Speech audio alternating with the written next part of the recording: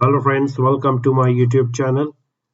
Today let me tell you how to transpose the data from horizontal to vertical or vertical to horizontal. Currently the data is in vertical. We'll select the data, go to copy,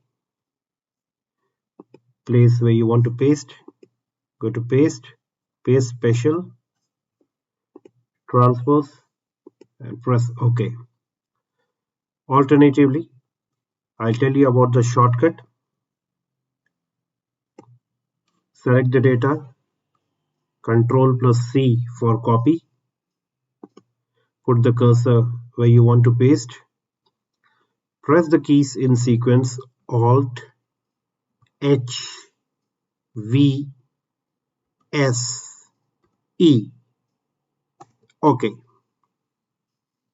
done.